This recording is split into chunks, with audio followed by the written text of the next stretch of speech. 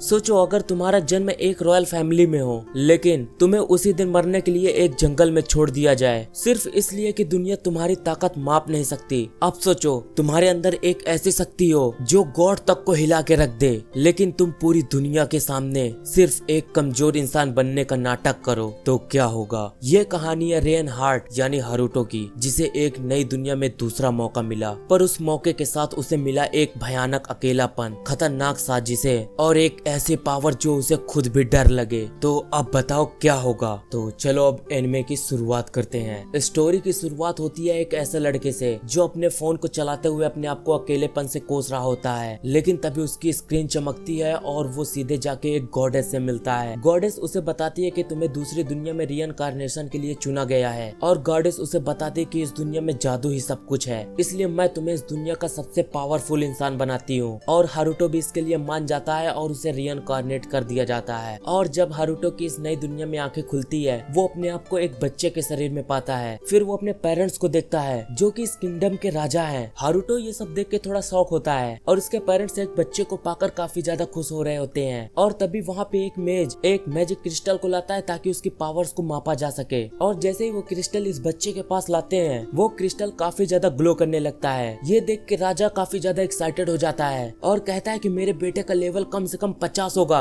नहीं 40 तो होगा ही। लेकिन जब क्रिस्टल का आउटकम निकल के आता है तो सिर्फ उसमें लेवल 2 शो कर रहा होता है। और ये चीज देख के उसके पेरेंट्स काफी ज्यादा निराश हो जाते हैं। फिर राजा अपने रानी से कहता है कि अगर ये चीज बाहर आ गई कि हमने सबसे कमजोर बच्चे को जन्म दिया है, तो हमारी इस रॉयल्टी पे काफी ज्यादा सवाल उठेंगे। और इसीलिए वो दोनों तय करते हैं कि हम इस बच्चे को मरा हुआ घोषित कर देंगे और इसे कहीं दूर जाके छोड़ देंगे। बट हारुतो ये सब सुन रहा होता है और अपने आप से कहता है, क्या मेरे जन्म लेते ही फिर से मैं मर जाऊंगा, तो मेरे इस रीइंकार्नेशन का क्या फायदा। और फिर राजा अपने सैनिक को आदेश देता है कि इस बच्चे को एक जंगल में छोड़ दिया जाए। और ये सब चीज वो गॉडेस देख रही होती है। फिर वो दूसरी गॉडेस के पास जाकर कहती है कि मैंने तो इस बच्चे को सबसे पावरफुल बनाया था, बट इस दुनिया की डिवाइस इतनी काबिल नहीं है कि इसकी पावर को माप सके, और इसलिए उस बच्चे को कमजोर समझ के एक जंगल में छोड़ दिया। दूसरी गॉडेस पूछती है कि अच्छा आखिर उसका लेवल कितना है, तो वो गॉडेस बताती है कि 1002, मतलब कि 1002। फिर अपनी स्टोरी आगे बढ़ती है जहाँ पे हम हारुतो को देखते हैं जो एक छोटी सी टोकरी में काफी ज्यादा स्ट्रगल कर रहा होता है। लेकिन तभी उसके मन में एक ख्याल आता है कि आखिरकार मैं ऐसी जगह पे हूँ जहाँ पे जादू एग्जिस्ट करता है, तो क्यों ना मैं जादू करने की कोशिश करूँ। फिर हारुतो डिसाइड करता है क्यों ना एक बार बैरियर मैजिक ट्राई किया जाए, लेकिन उसे कास्ट करना बिल्कुल भी नहीं आता था और उसे ये भी नहीं पता था कि जादू कैसे यूज किया जाता है। फिर वो अपने माइंड में एक बैरियर को विजुअलाइज करता है और वो बैरियर उसके सामने आ जाता है। और फिर वो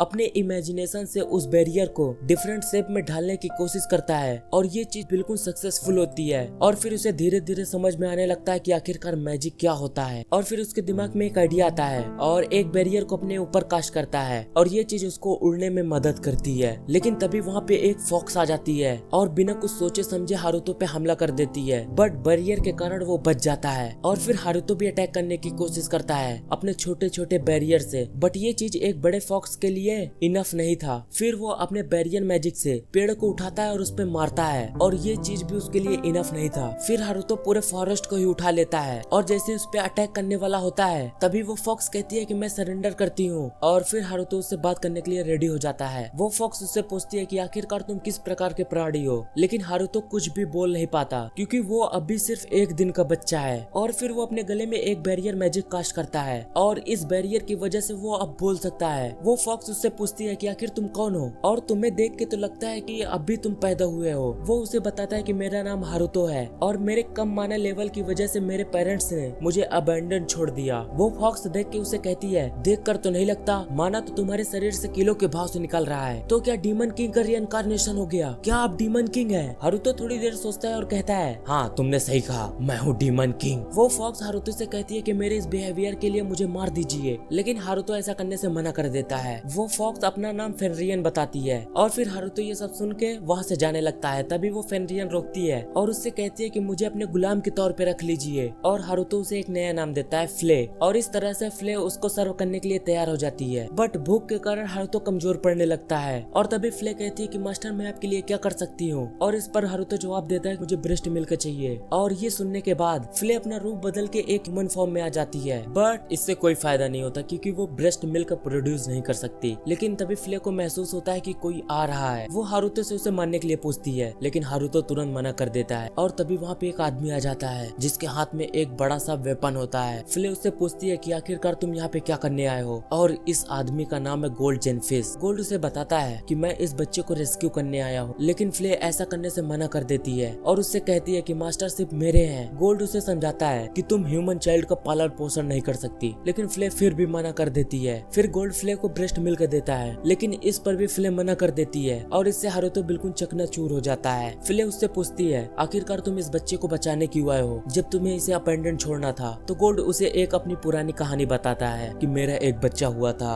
और वो जन्म लेते ही मर गया था और उसने अपनी जिंदगी का सूरज एक भी दिन नहीं देखा। और ये स्टोरी सुन के फ्ले काफी ज्यादा इमोशनल हो जाती है। गोल्ड उसे ऑफर करता है कि क्यों न तुम इस बच्चे के अटेंडेंट बन जाओ और तुम इसके साथ भी रहोगी, और फ्ले इस बात से मान जाती है। फिर वो गोल्ड के साथ जाने के लिए तैयार हो जाती है, लेकिन गोल्ड जाने से पहले उस बास्केट को चकनाचूर कर देता है और वहाँ पे कुछ ब्लड जैसा लिक्विड गिरा देता है, ताकि अगर कोई भी वहाँ पे आए तो उसको ऐसा लगे कि बच्चा अब नहीं रहा इस दुनिया में। और फिर कहानी टर्न होती है सीधा 9 साल बाद, जहाँ पे अब हारुतो अब 9 साल का हो चुका है और अब उसके पास एक फैमिली भी है, जहाँ पे उसके माँ, उसके पापा और एक उसकी छोटी बहन है। बट हारुतो की उसकी छोटी बहन से बिल्कुल भी बात नहीं होती, और जब भी हारुतो उससे बात करने की कोशिश करता वो उसे इग्नोर कर देती। और इस छोटी सी लड़की का नाम शॉलेट है, लेकिन शॉलेट फ्ले से बहुत अच्छी तरीके से बात करती है, और ये चीज देख के हारुतो काफी ज्यादा जेलस फील करता है। और फिर उसकी छोटी बहन और फ्ले खेलने के लिए चले जाते हैं, जहाँ हारुतो उन दोनों को खिड़की से देख रहा होता है। और तभी उसकी माँ आ जाती है और कहती है कि तुम टेंशन मत लो, शॉलेट तुमसे जल्द से जल्द बात करने लगेगी। और उसकी माँ हारुतो को थोड़ी सी एडवाइस देती है कि तुम अपनी बहन के साथ थोड़ा टाइम स्पेंड किया करो, और तुम कुछ ऐसा क्यों नहीं करते कि जिससे तुम्हारी बहन तुम्हें अप्रिशिएट करे। फिर वो अपने रूम में आता है और इसी के बारे में सोचने लगता है, और अब हारुतो अपनी बैरियर मैजिक से एक क्लोन बना सकता है जो कि बिल्कुल एक रोबोट जैसा काम करता है। लेकिन दिक्कत यहाँ ये है कि ये न तो हिल सकता है और न ही कुछ बोल सकता है। और तभी उसका डोर नॉक होता है और उसे बाहर बुलाया जाता है, जहाँ पे गोल्ड जेनफिश यानी उसके फादर उसे कुछ शॉर्ट टेक्निक सिखा सके। हालांकि उनको ऐसा लगता है कि हारुतो का माना लेवल कम है, इसलिए वो मैजिक में ज्यादा कुछ नहीं कर सकता।